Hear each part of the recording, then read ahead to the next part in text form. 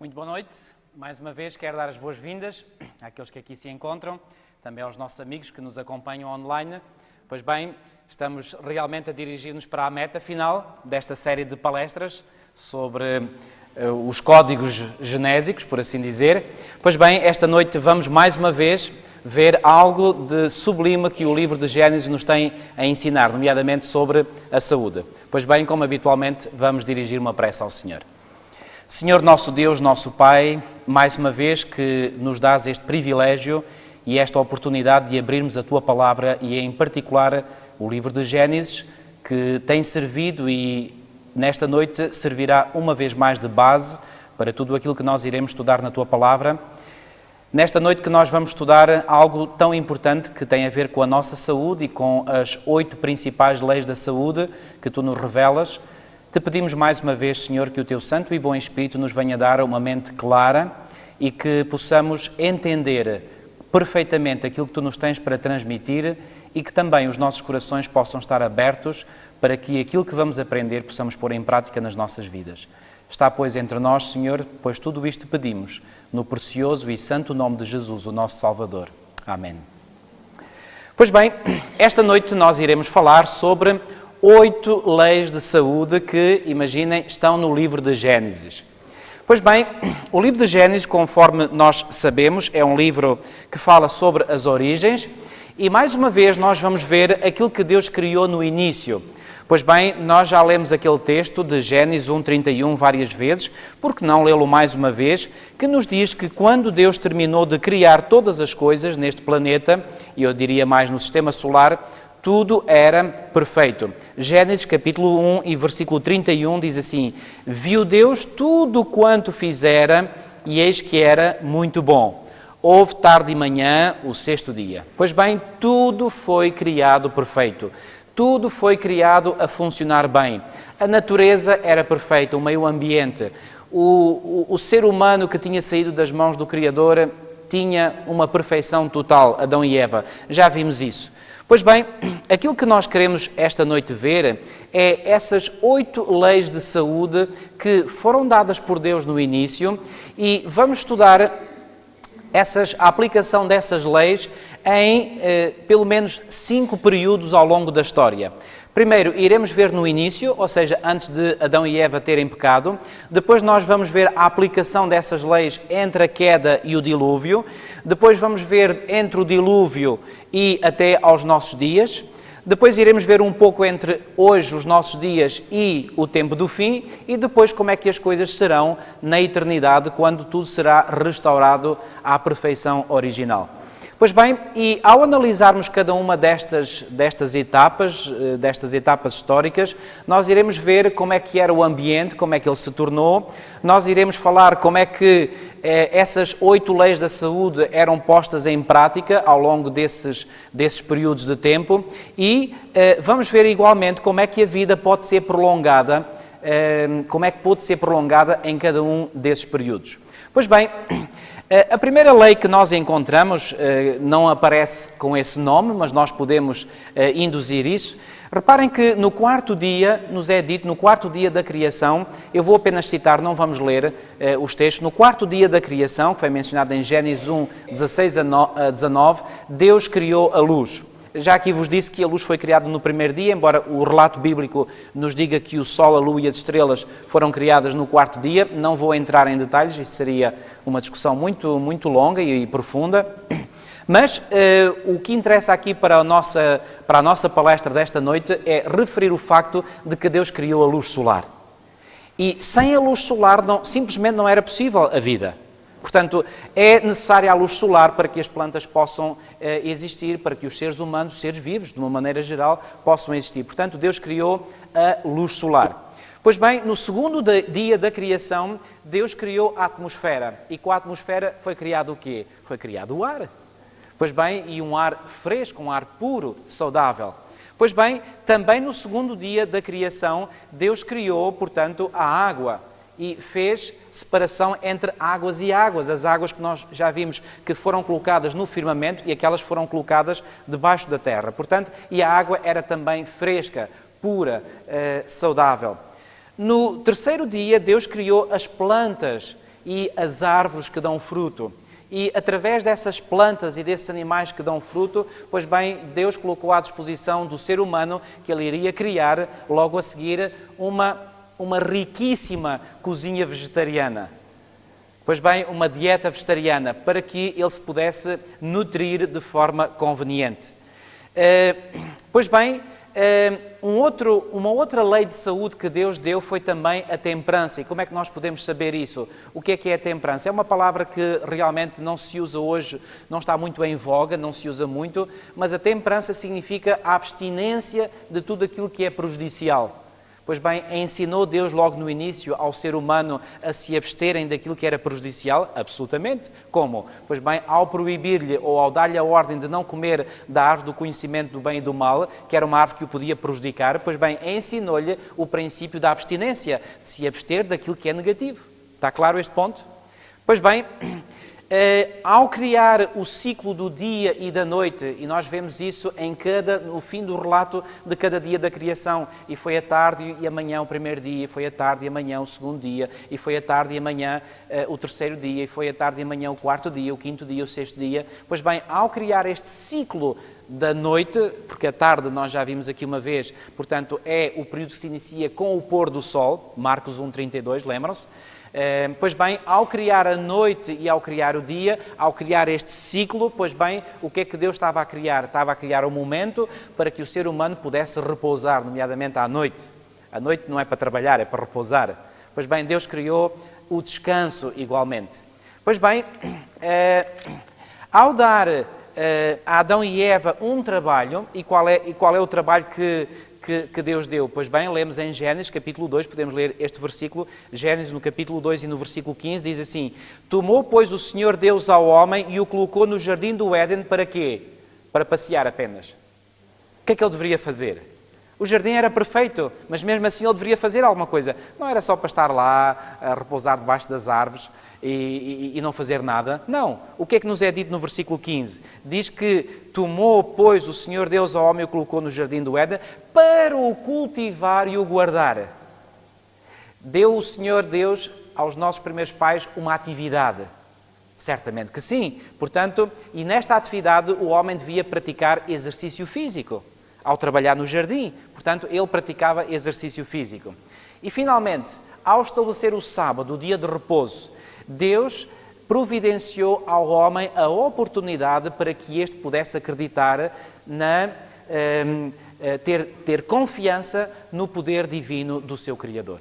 Nós já vimos que o sábado está extremamente relacionado, ou melhor, intimamente relacionado com Deus como Criador.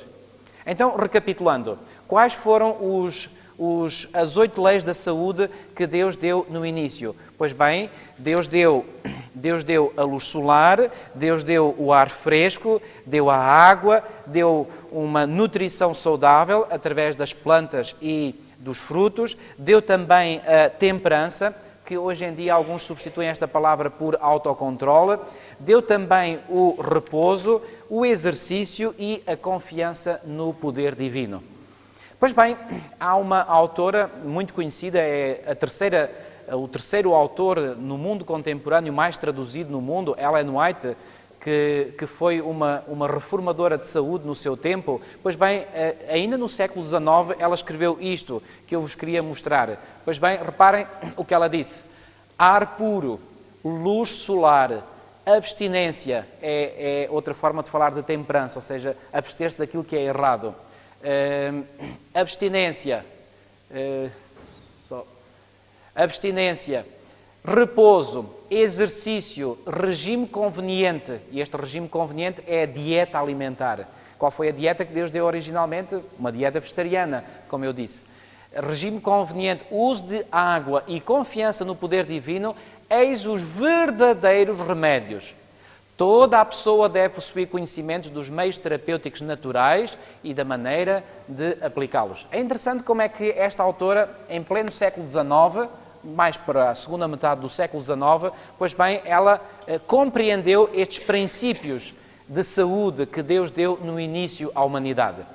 Pois bem, mas para além de Deus ter criado o homem perfeito, como nós já vimos, Gênesis 1:31, para além de Deus ter criado o homem perfeito, para além de lhe ter dado estas 8 leis básicas de saúde, mesmo assim o homem necessitava de algo adicional. E o que é que o homem necessitava de algo adicional? Algo que nós já aqui referimos, como sendo, digamos, o carregador da sua bateria. É a imagem que eu usei. Ou seja, ele precisava de se alimentar de quê? Precisava de se alimentar da árvore da vida, conforme nos é dito em Gênesis 2:9, essa árvore da vida que estava precisamente no meio do jardim. Já falámos dessa árvore. Ou seja, apesar de o homem estar num estado perfeito, apesar de ter sido criado com todo o seu potencial, apesar de poder gozar dessas 8 leis da saúde, mesmo assim o ser humano ainda precisava de ir recarregar a sua bateria junto a esse carregador que era a árvore da vida. Ou seja, o homem precisava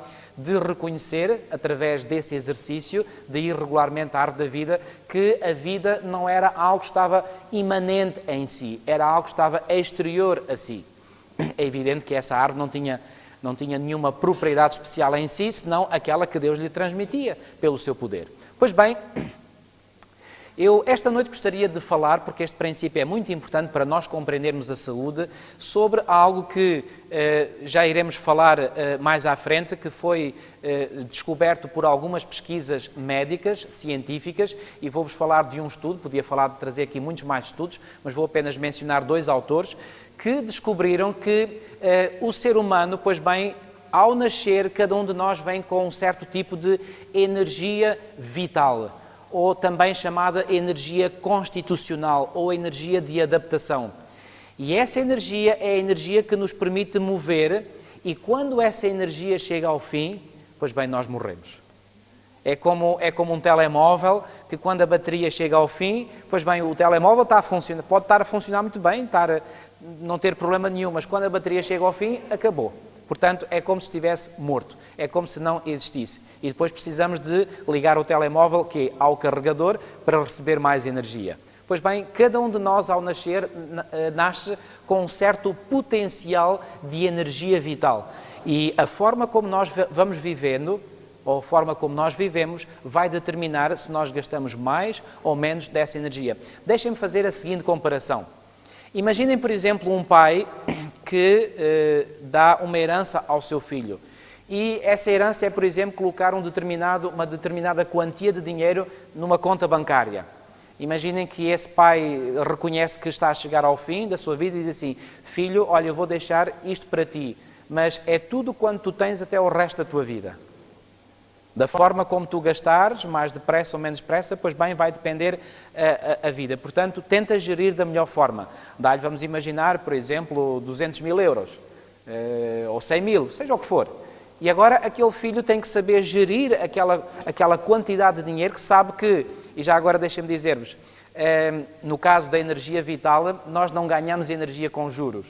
Aquela energia que nós recebemos é aquela energia que nós vamos tendo, ou seja, não vem energia adicional. Depois, pela forma como nós gastamos, pois bem, isso faz com que nós duremos mais tempo ou menos tempo. Este princípio é muito importante. Pois bem, no início, recapitulando, no início Deus deu estas leis para que o ser humano pudesse viver em conformidade com elas, pudesse assim usufruir de boa saúde, mas era necessário o quê? Era necessário também, portanto, que ele se alimentasse da árvore da vida. Entretanto, o pecado entrou no mundo. E com a entrada do pecado no mundo, pois bem, houve uma grande alteração. E essa alteração não foi apenas na natureza humana, conforme nós já vimos. Ou seja, de uma natureza pura, santa e perfeita, o ser humano passou a ficar com o quê? Com uma natureza imperfeita, com uma natureza com tendência para o pecado. Mas não foi só o corpo humano que sofreu com a entrada do pecado. Pois bem, o meio ambiente sofreu igualmente. Os animais sofreram igualmente. E vocês poderão perguntar, mas porquê? Então, mas o ser humano é que pecou, porque é que agora a natureza vai sofrer as consequências, nomeadamente o reino animal, o reino vegetal? Bom, não se esqueçam de uma coisa, é que quando Adão e Eva foram criados, a quem é que Deus deu a gestão deste planeta? Foi ao ser humano. Portanto, Adão foi, por assim dizer, recebeu das mãos do próprio Criador, digamos, eu diria, por assim dizer, as chaves deste mundo, e ele, ao entrar em posse ou na posse deste mundo, ele era o gestor. quando ele finalmente fez a vontade de Satanás, ele passou essa gestão para quem?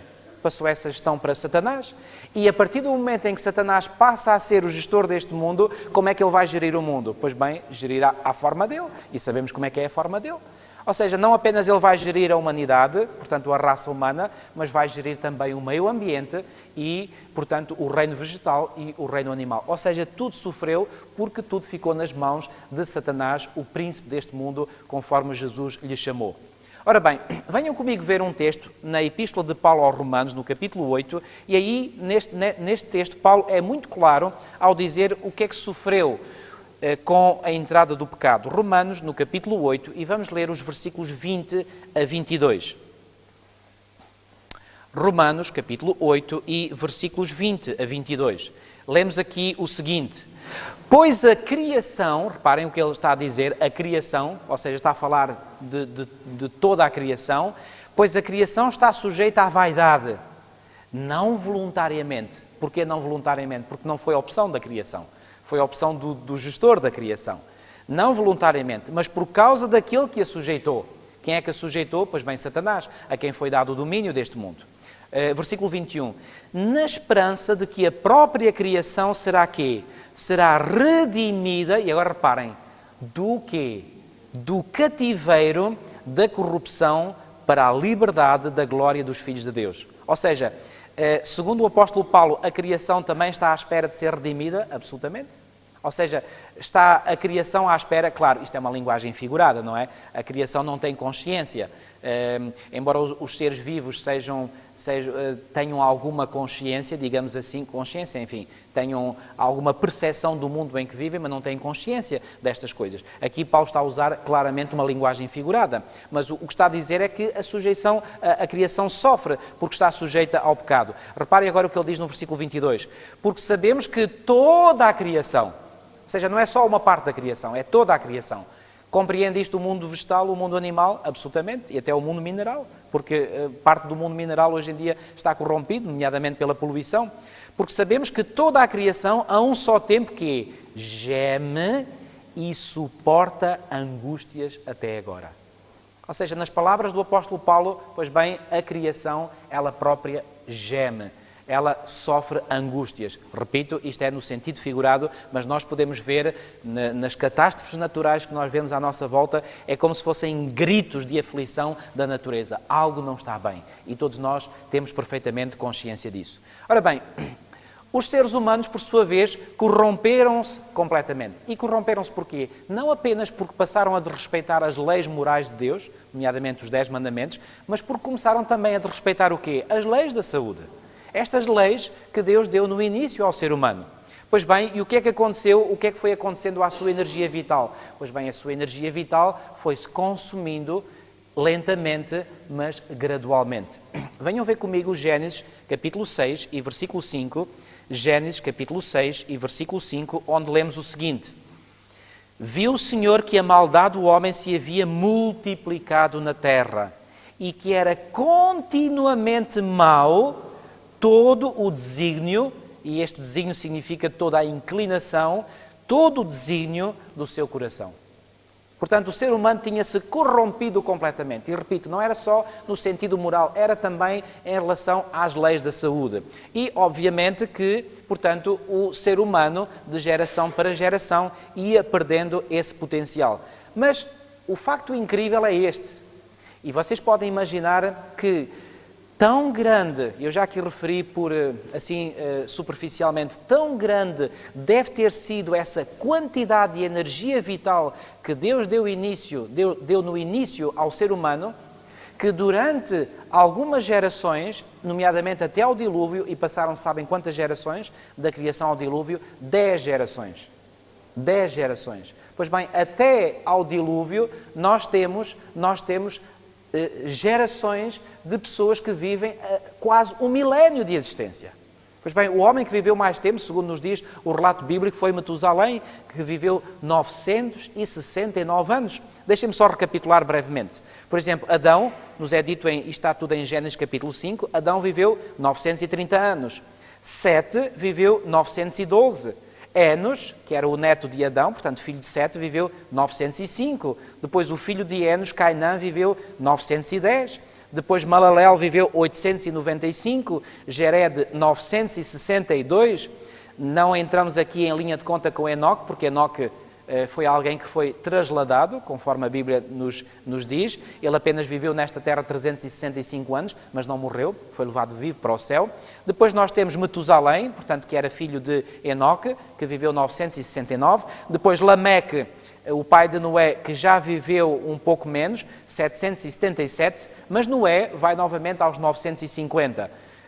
Como é que se explica aqui este decréscimo e depois um aumento? Pois bem, Lameque já começava a acusar algum decréscimo, mas Noé, o seu filho, porque vivia com o Senhor, andava com o Senhor e certamente por essa razão respeitava as leis da saúde e as leis morais, pois bem, foi-lhe adicionado mais tempo, ou melhor, ele preservou melhor a energia constitucional que recebeu do seu pai e assim conseguiu viver mais anos. Está claro? Ora bem, quando veio, aliás, vou dizer da seguinte maneira, quando o pecado entrou neste mundo, portanto, toda a criação passou a sofrer. Foi o ser humano, foi a criação, o reino animal, o reino vegetal, mas o maior transtorno que veio sobre a criação foi quando veio o dilúvio. Bom, quando veio o dilúvio, realmente foi um transtorno total. Porque vocês, como sabem, portanto, toda a terra foi destruída, e foi destruída com água. Portanto, toda a água que estava armazenada no firmamento, toda a água que estava armazenada em baixo, tudo veio e inundou completamente a terra e tudo foi destruído. Aliás, deixem-me dizer-vos que essa destruição causou também, e eu acredito nisso, e há estudos feitos por cientistas criacionistas que indicam perfeitamente que esta conclusão é válida. Reparem, eu não acredito que no início, quando Deus criou a terra fosse como é hoje.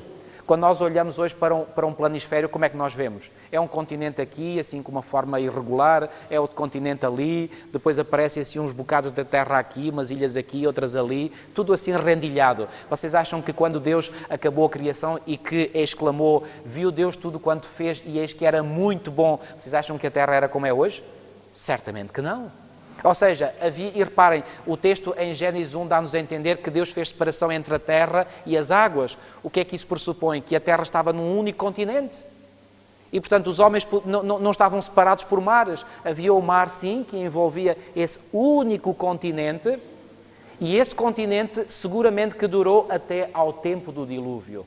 No tempo do dilúvio, com o peso da água, pois bem, houve uma fratura da crosta terrestre.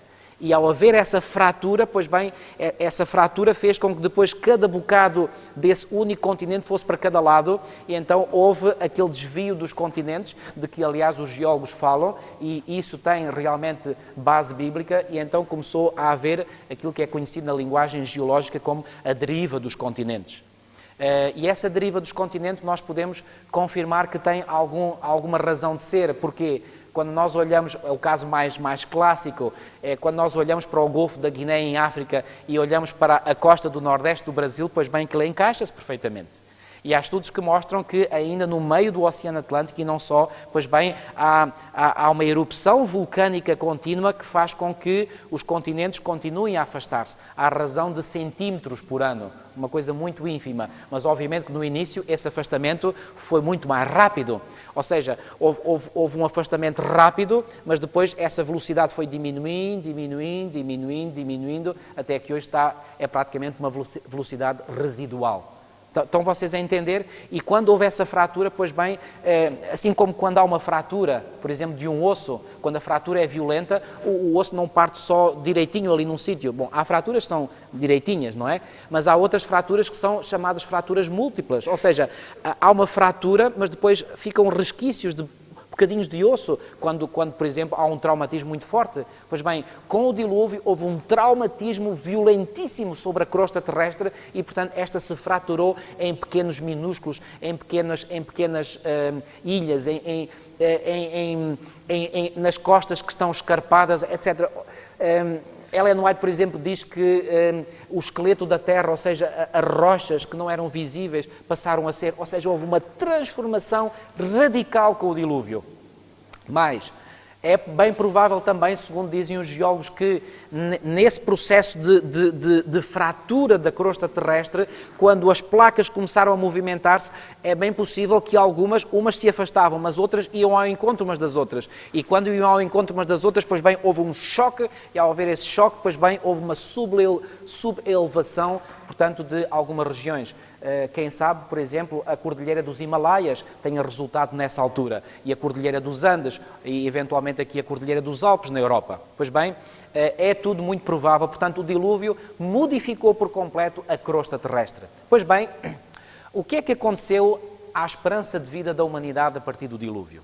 Pois bem, se forem comigo a Gênesis capítulo 11, e não vamos ler esses versículos, mas eu quero mencionar as idades. Repararam nas idades em Gênesis 5 e agora reparem nas idades em Gênesis capítulo 11. Pois bem, Sem, um filho de Noé, viveu 600 anos, menos 350 anos que o seu pai. Depois nós temos o filho dele, Arfaxade, que já viveu 438. Depois vivemos Salá viveu 433, Eber 464, Peleg 239, Reu também 239, Serug 230, depois Naor, que foi o avô de Abraão, 140, Naor 230, perdão, e Terá, o pai de Abraão, 148, não, peço desculpa, Naor é 148, Terá 205 e Abraão 175.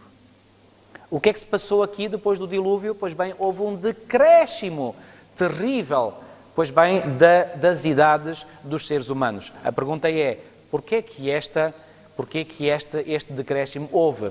Pois bem, certamente devido ao facto de que os seres humanos estavam cada vez mais desrespeitando as leis morais, as leis da saúde, e já iremos ver que uma das leis que eles respeitaram tem a ver com a sua dieta alimentar, e nunca se esqueçam que a partir do Éden, nunca mais o ser humano tem acesso ao carregador da sua bateria, certo? Ou seja, a sua energia vital vai diminuindo progressivamente.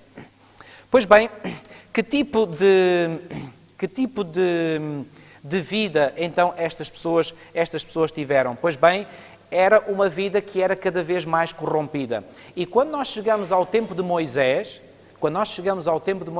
sabem qual era a esperança de vida média nessa altura? Venham comigo ao Salmo 90. Salmo 90, porque esse salmo foi escrito por Moisés. Salmo 90.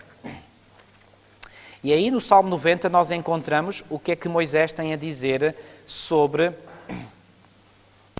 os dias da vida. Isto, vamos falar em termos gerais, era a esperança de vida média, não quer dizer que todos vivessem esta idade, era a esperança de vida média. Por exemplo, nós encontramos exceções à regra.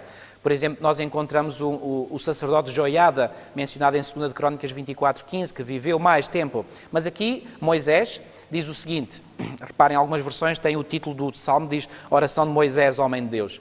Então, no versículo 10, ele diz o seguinte, os dias da nossa vida sobem a 70 anos, ou em havendo vigor a 80. Neste caso, ou seja, no caso em que chega aos 80 anos, o melhor deles é canseiro e enfado, porque tudo passa rapidamente e nós voamos. Já repararam? Desde os 900 e tal anos, quase 1000 anos, decresce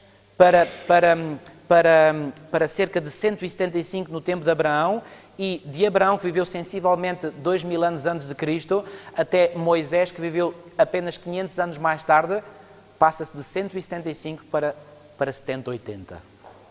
Bom, alguns poderão pôr a pergunta, e porquê é que do tempo de Moisés até hoje não decresceu muito mais? Bom, deixa-me dizer-vos que houve períodos na história em que a esperança média de vida decresceu bastante. E estou-me a lembrar, por exemplo, da Idade Média. Se vocês consultarem enciclopédias, livros de história sobre a esperança de vida que havia na Idade Média, era muito baixa, baixíssima. Bom, havia imensas doenças, havia pragas. A esperança de vida aqui na Europa, em geral, era nos 30, 40 anos. Não era mais? E vocês dirão, porquê que agora é maior? Bom, por uma razão muito simples, é que alguns dos princípios de saúde que não eram respeitados nessa altura, nomeadamente uma higiene deficiente, nomeadamente hábitos alimentares terríveis, pois bem, isso, através de algumas descobertas científicas, foi-se minorando esse mal, através da evolução da própria ciência médica, através dos antibióticos, através de vacinas, através de muitas outras coisas que contrariam, portanto, o efeito dessas doenças, pôde-se minorar esses males, e ao se minorar esses males, pois bem, a esperança de vida aumentou um pouco. Mas reparem que a esperança hoje de vida, em média, não está acima desta esperança de vida no tempo de Moisés. É ou não é verdade? De uma forma geral, em média. Estou a falar em média. Claro que há exceções, mas poucas, muito poucas. Nós temos que a esperança de vida média é 70, 80. E quando as pessoas chegam a 80 anos, realmente já dizem que andam com canseira e enfado, tal e qual como diz o texto bíblico. Pois bem, eu gostaria agora de mencionar algumas das coisas que podem diminuir a nossa esperança de vida. Mas deixem-me só recapitular este ponto fundamental. Portanto, porquê é que a esperança de vida vai diminuindo? Sobretudo devido a 3 fatores. Primeiro fator, o ambiente degrada-se cada vez mais. E sobretudo a partir do dilúvio, pois bem, aí houve uma grande quebra, uma grande degradação do meio ambiente. E desde então o meio ambiente tem-se vindo a degradar constantemente. E desde que entramos no século XX, uau!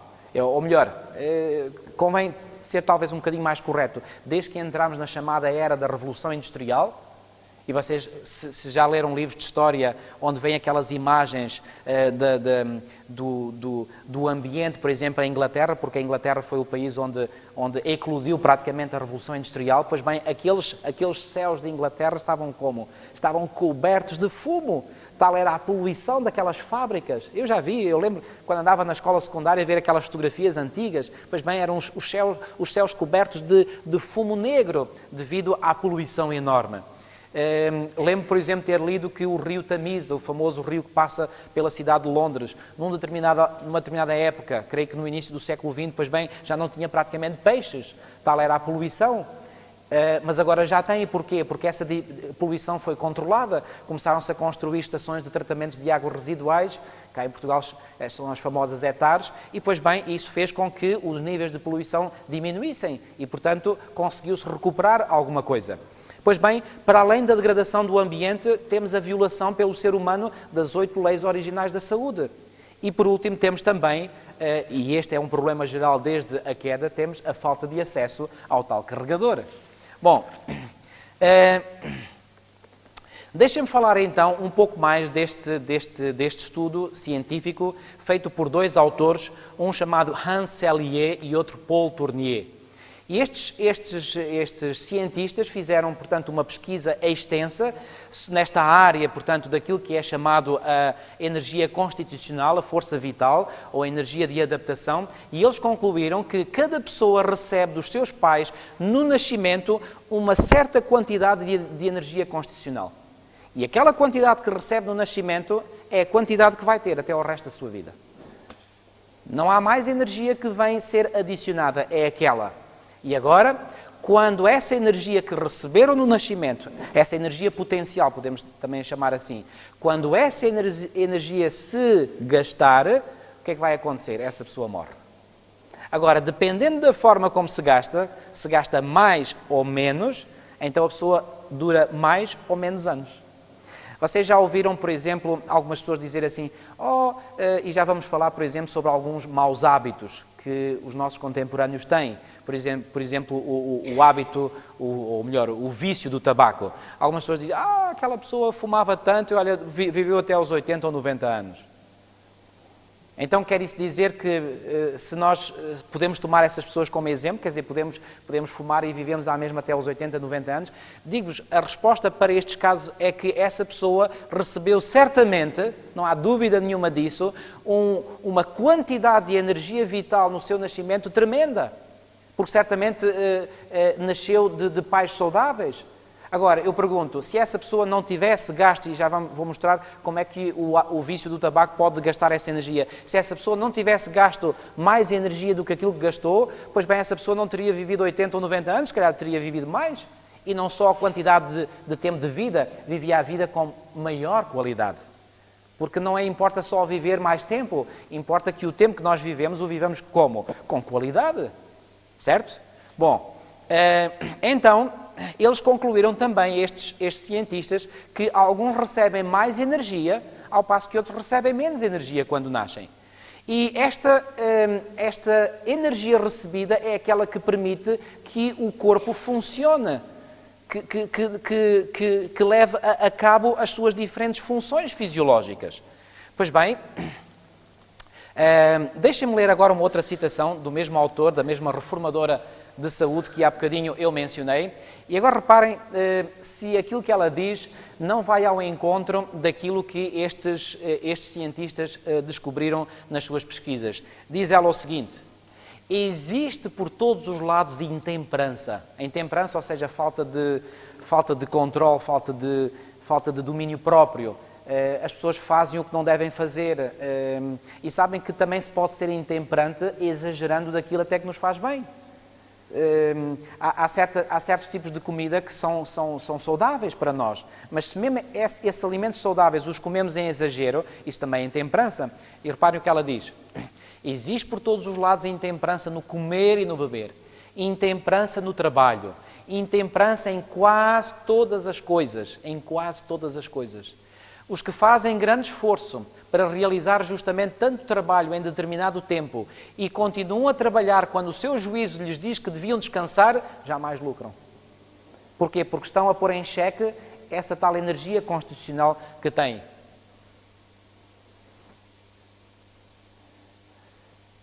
E estão a viver de capital emprestado. Estão a ver? Capital emprestado. Que capital é este? A energia constitucional, a energia vital que cada um recebe. Estão a gastar a energia vital, reparem, ela usa mesmo esta expressão, energia vital, de que necessitarão num tempo futuro. E quando a energia que tão indiferentemente usaram é exigida, fracassam por esta lhes faltar. Foi-se a força física, as faculdades mentais falham. Percebem que se depararam com uma perda, mas não sabem qual. O seu tempo de necessidade chegou, mas os seus recursos físicos estão quê? Estão esgotados. Descreve isto a condição dos nossos contemporâneos dos nossos dias? Ai, absolutamente. Mas, e quando eu digo contemporâneos, estou a falar também de nós próprios. Nós não estamos fora do barco, estamos nele também. Todo aquele que viola as leis da saúde deve a qualquer tempo sofrer em maior ou menor escala. E em menor ou menor escala consoante quê? Consoante a violação das leis da saúde foi maior ou menor. É proporcional.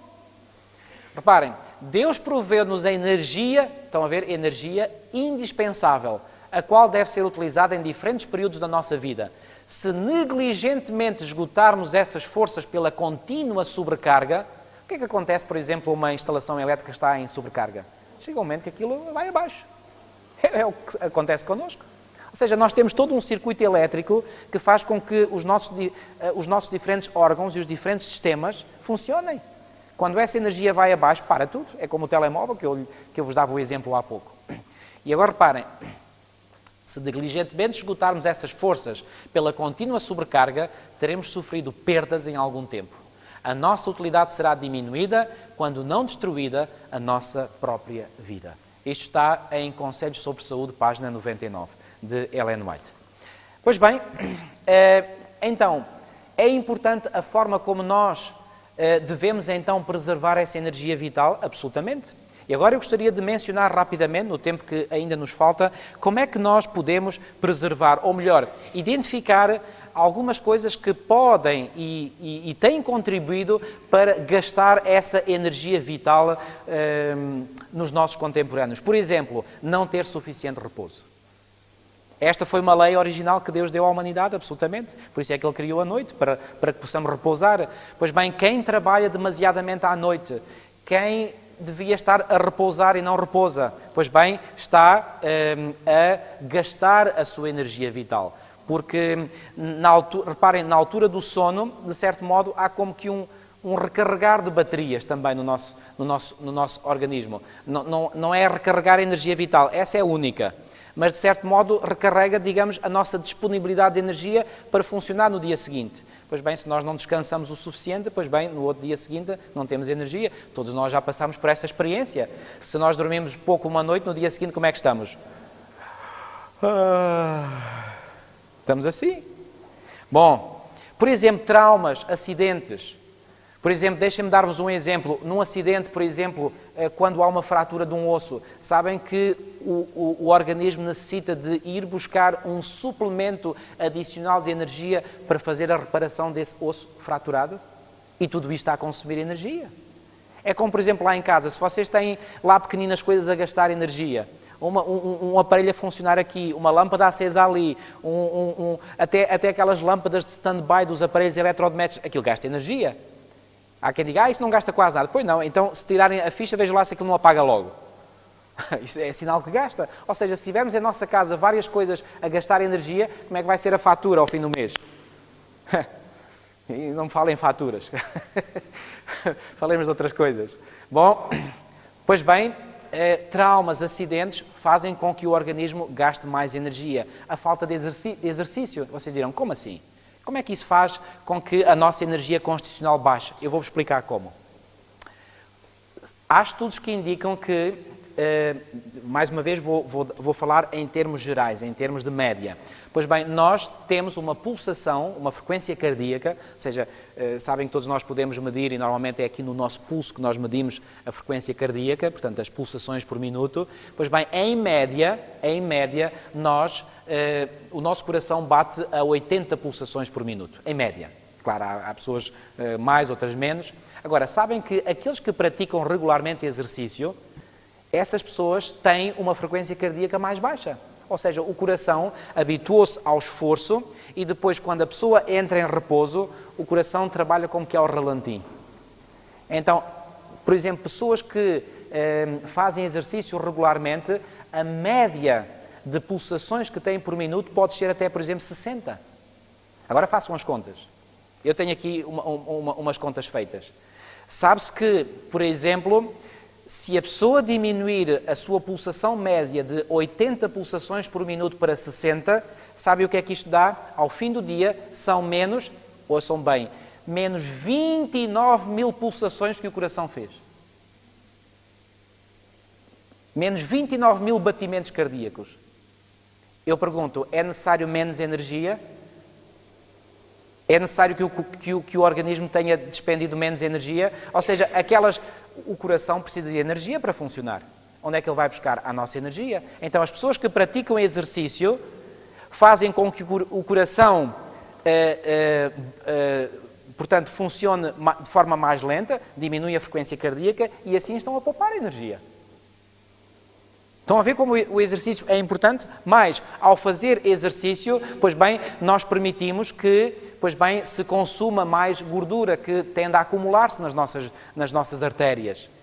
E quando essa gordura acumula, pois bem, o que é que acontece? Acontece que o diâmetro das artérias, deixem-me imaginar, não há nenhuma artéria com este diâmetro, mas eu estou aqui apenas a dar um exemplo. Por exemplo, o diâmetro de uma artéria que começa a ganhar colesterol, portanto, que é gordura depositada, nunca viram um cano de esgoto? Quando começa a ganhar gordura, forma-se um tipo de nata de gordura ali à volta. É o que acontece nas nossas artérias. Então, à medida que essa nata continua, entre aspas, continua a aumentar, o que é que acontece ao diâmetro pelo qual o sangue deve passar? Começa a diminuir. E ao começar a diminuir, o que é que acontece? A pressão aumenta, porque em vez de termos este diâmetro, agora só temos este. Então, o que é que acontece ao fluxo de sangue que passava por um canal maior, agora tem que passar por um canal mais pequeno? Esse fluxo agora é mais forte, está sob mais tensão, hipertensão arterial. E depois há um problema, é que parte dessa gordura que está, portanto, ali à volta das artérias, às vezes, com esse aumento da pressão arterial, ou seja, a força pela qual o fluxo de sangue passa, pode fazer desprender uma parte dessa gordura. E ao fazer isso, lá vai uma parte da gordura a caminhar pelo fluxo sanguíneo fora. Chama-se isso um trombo. E quando esse trombo chega a uma artéria que é mais pequenina, não passa, bloqueia. E quando isso acontece, temos o quê? Uma trombose. E essa trombose pode ser, por exemplo, numa artéria cerebral, e aí temos as tromboses cerebrais, conhecidas como fazem parte dos chamados AVCs, acidentes vasculares cerebrais. Sabem, este é um domínio que eu me sinto um bocadinho mais à vontade, porque tendo trabalhado como enfermeiro durante alguns anos, durante muitos anos, estudei estas coisas e ensinei a alguns dos meus pacientes estes princípios. E isto é assim. Por exemplo, quando um trombo, por exemplo, passa numa artéria cardíaca, dá-se o quê? Infarto do miocárdio. Mas quando, por exemplo, está lá o trombo, mas ainda consegue passar algum sangue, temos a chamada angina de peito. Ou seja, a angina de peito é, digamos, uma trombose parcial, ou seja, não é total. Quando é total no coração, então aí há o chamado infarto do miocárdio. E sabe o que é que acontece com o infarto do miocárdio? Quando o coração não passa mais por uma artéria coronária, aquele sangue que vai alimentar de oxigênio e de alimenta as células do músculo cardíaco que estão a jusante, pois bem, esse músculo cardíaco deixa de ser alimentado. O que é que acontece a esse músculo cardíaco? Morre.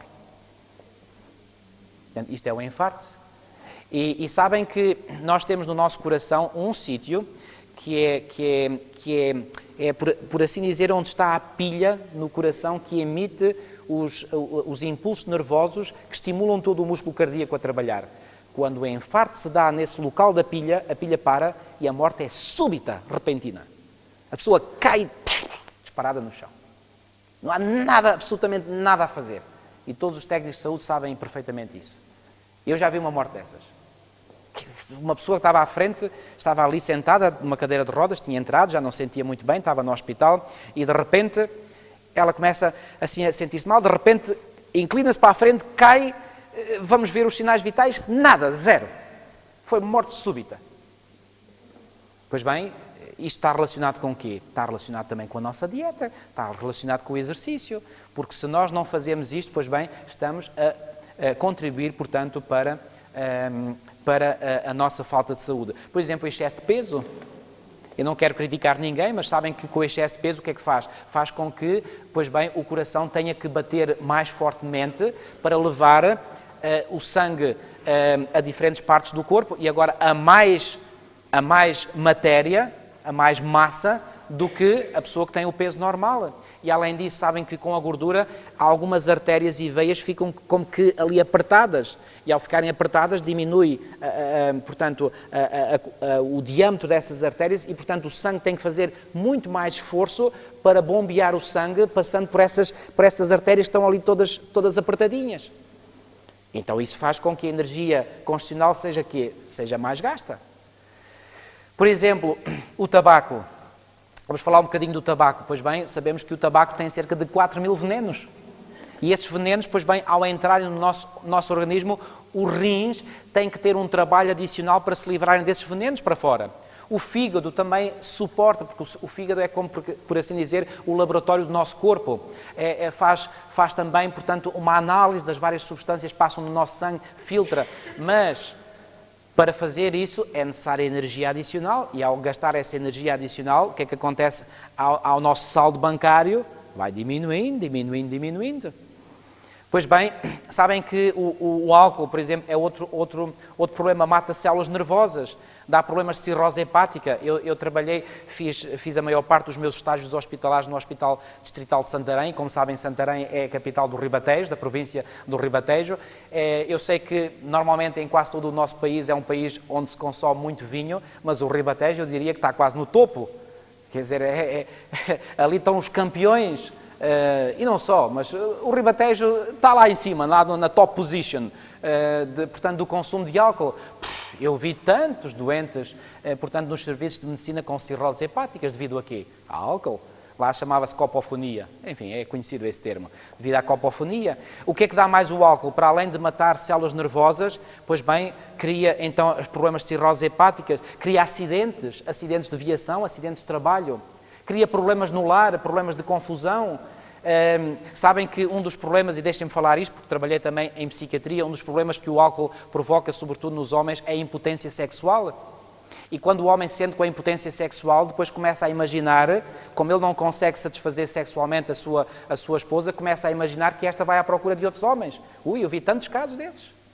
E muitas vezes não há, muitas vezes, na maior parte dos casos, não há nenhuma base.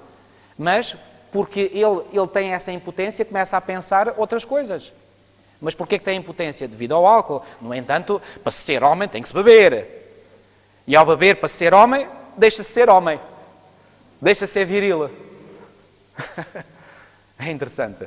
Bom, em relação à alimentação, estamos a chegar ao fim. Eu gostaria de falar igual. Já agora deixem-me falar este aspecto do álcool. Alguns dizem, mas qual é o problema de beber, por exemplo, um bocadinho de álcool? Não aconselho o apóstolo Paulo, por exemplo, a Timóteo que ele devia beber um bocadinho de álcool. Bom, amigos, sabem que quando aparece a palavra vinho na Bíblia, depende se é o puro sumo de uva ou o vinho alcoolizado. Tem que olhar para o contexto. Porque os nossos tradutores puseram de vinho para tudo.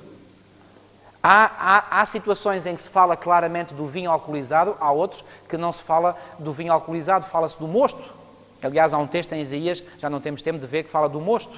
Pois bem, aliás, por falar em mosto, quando eu trabalhei como pastor nas igrejas de Évora e Elvas, como sabem, Elvas é ali perto de Badajoz, da cidade espanhola de Badajoz, e eu ia à cidade de Badajoz comprar sumo de uva. E nas garrafas de sumo de uva que se compra, não diz lá sumo de uva, diz mosto. Portanto, os espanhóis ainda usam este termo mosto, que quer dizer vinho sem álcool.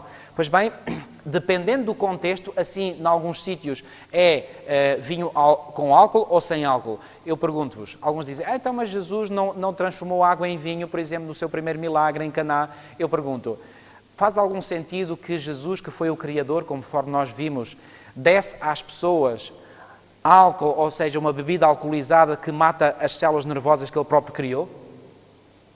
Isto faz algum sentido? Alguns dizem, Jesus partilhou vinho com os seus discípulos na última ceia. Eu pergunto, essa última ceia em que Jesus partilhou o pão e o vinho para simbolizarem o quê? O seu corpo que ia ser entregue e o seu sangue que nos ia purificar dos pecados. Sabem que na Bíblia o fermento está sempre associado ao pecado. E aquele pão que Jesus partilhou e o vinho que partilhou com os seus discípulos não podiam ter fermento, porque se tivessem fermento, isso era símbolo de pecado. Então Jesus estaria com isso a dizer que o corpo dele é um corpo de pecado e o sangue dele é um sangue de pecado. E se é um sangue de pecado, como é que a Bíblia nos diz que o sangue de Jesus nos purifica? Tem que ser um sangue puro. Se é um sangue puro, não pode ter álcool, que é símbolo de pecado. Faz sentido ou não faz? Vamos falar um bocadinho da alimentação. Há 4 dietas que nós devemos dizer que existem. A primeira é aquela que Deus deu no início. E a dieta que Deus deu no início era baseada, vamos ver esse texto muito rapidamente, Gênesis capítulo 1, estamos quase a chegar ao fim, Gênesis capítulo 1, e no versículo 29 lemos o seguinte, diz o seguinte, e disse Deus ainda, eis que vos tenho dado todas as ervas que dão semente, e se acham na superfície de toda a terra. Pergunto, o que é que esta expressão ervas que dão semente significa? Esta expressão ervas que dão semente significam pelo menos 2 grupos alimentares. Os cereais, o que são os cereais? O trigo, a cevada, a aveia, é uma erva que dá semente. O arroz, uma erva que dá semente, trigo, etc., a cevada, etc. Depois temos também aqui as leguminosas. Por exemplo, o feijão é ou não é uma erva que dá semente? As ervilhas, uma erva que dá semente. As lentilhas, o grão, são ervas que dão semente. Portanto, temos aqui, sob esta expressão ervas que dão semente, temos aqui, portanto, podemos incluir aqui os cereais e as leguminosas. Mais, temos a seguir o texto bíblico que diz, e todas as árvores em que há fruto que dê semente. Aqui temos os frutos e nestes frutos podemos mencionar também as oleaginosas, ou seja, aqueles frutos secos. Pois bem, esta foi a dieta original que Deus deu à humanidade. Esta é a dieta ideal, é a dieta vegetariana. A segunda dieta é uma dieta ovo-lacto-vegetariana, ou seja, as pessoas não consomem a carne de animais, e quando eu digo animais falo de animais quadrúpedes ou de peixes, mas consomem produtos que são de origem animal, nomeadamente os ovos e os laticínios, o leite e seus derivados. Depois há um terceiro tipo de dieta que é a dieta com animais limpos. A Bíblia faz uma distinção entre animais limpos e animais imundos. E sabem que essa distinção, alguns dizem que essa distinção aplica só aos judeus. Pois bem, já no tempo de Noé havia essa distinção. Venham ver comigo Gênesis capítulo 7. Gênesis capítulo 7... E Noé viveu muitos anos antes do início da nação de Israel. Gênesis, no capítulo 7 e nos versículos 2 e 3, diz assim, Deus diz-lhe, vamos ler a partir do versículo 1, diz assim, disse o Senhor Noé, entra na arca, tu e toda a tua casa, porque reconheço que tens sido justo diante de mim no meio desta geração. De todo o animal limpo levarás contigo 7 pares. Todo o animal quê? limpo, 7 pares, o macho e a sua fêmea. Mas dos animais que imundos, 1 par, o macho e a sua fêmea. Houve aqui uma distinção, claramente, entre animais limpos e imundos. Quantos pares de animais limpos entraram para dentro da arca? 7. Quantos pares de animais imundos? Apenas 1. E estamos no tempo de Noé, muito antes dos judeus, portanto, esta lei é uma lei que se aplicava antes dos judeus, certamente que sim, e certamente se aplica depois dos judeus. Alguns dizem, bom, mas essas leis eram só válidas para os judeus. Eu pergunto, e dizem mais que quando Jesus veio, pois bem, aboliu essas leis na cruz. Eu pergunto, a morte de Jesus na cruz fez com que, por exemplo, os animais limpos de repente passassem a ser, os animais impuros passassem a ser limpos? Quando Jesus morreu na cruz, o porco deixou de ser porco. Quando, ou por exemplo, os porcos só são imundos na terra de Israel, fora da terra de Israel não são imundos. Isto não faz sentido nenhum. Há argumentos completamente desfarrapados, sem sentido nenhum. Reparem, outra coisa, quando Jesus morreu na cruz, ele não mudou o aparelho digestivo do ser humano? Se era negativo para o ser humano antes da cruz, porquê que havia de ser positivo para depois da cruz? Quando Jesus morreu na cruz, o nosso sistema digestivo não passou por uma metamorfose. Eu não compreendo como é que há pessoas que se baseiam em argumentos completamente esfarrapados. Mas, finalmente, uma quarta dieta. Eu chamaria uma dieta visual.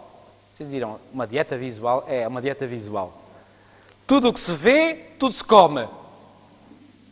Está à frente dos olhos, entra na boca. E por isso é que há pessoas que comem cobras e lagartos e formigas e aranhas Bom, eu vi uma vez em Angola, 2 jovens, 2 adolescentes, estavam assim perto de um buraco na terra, estavam a sair umas formigas com asas. Eles apanhavam as formigas, tiravam-lhes as asas e tumba para dentro da boca. Dieta visual. Tudo o que se vê, come-se.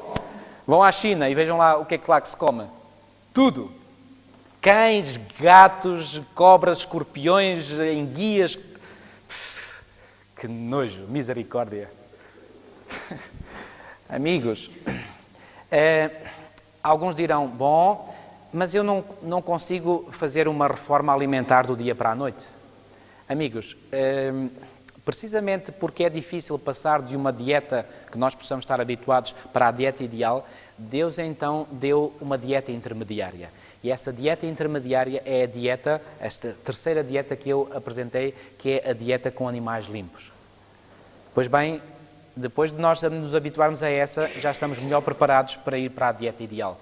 Tudo isto, amigos, são aspectos que nós devemos tomar em consideração para preservar a energia que o Senhor nos deu quando nós nascemos. Sejamos sábios e aproveitemos a vida, o dom da vida que o Senhor nos dá para o viver da melhor forma. Não se esqueçam que Jesus disse, eu vim para que tenham vida e a tenham em abundância. Que assim seja, que esta possa ser a nossa experiência. Vamos orar. Senhor nosso Deus, nosso Pai, muito obrigado porque mais uma vez Tu, através da Tua palavra, falaste à nossa mente e ao nosso coração. Obrigado, Senhor, porque Tu nos dás princípios de saúde tão claros na Tua palavra e que Tu nos dês a força e a motivação para colocarmos estes princípios em prática nas nossas vidas. Ó Senhor, ajuda-nos a preservar este magnífico dom da vida que Tu nos deste e que Tu nos tens preservado. Ó Senhor, no entanto, apesar de seres Tu o nosso Criador, de seres Tu que nos deste vida e que nos mantens em vida, Tu nos deste, Senhor, a liberdade de nós podermos gerir este potencial que Tu nos deste quando nós nascemos. Dá-nos sabedoria, Senhor, e dá-nos essa motivação de que tanto necessitamos para colocarmos em prática nas nossas vidas estes princípios de saúde, estas 8 leis de saúde que Tu deste no início aos nossos primeiros pais. Ajuda-nos, Senhor, assim a podermos usufruir dessa vida em abundância que Tu prometeste dar a todos aqueles que Te seguem e que Te fazem como Seu Salvador e Senhor. Senhor, livra-nos de todo o mal. Não permitas, Senhor, que o inimigo nos leve a termos mais hábitos que prejudicam a nossa saúde. Se esse é o caso, eu não quero estar aqui a criticar ninguém, ó Senhor, que essa pessoa possa ter a plena certeza, conforme nós já vimos numa palestra anterior, de que em Ti é possível sermos vencedores de todos esses maus hábitos.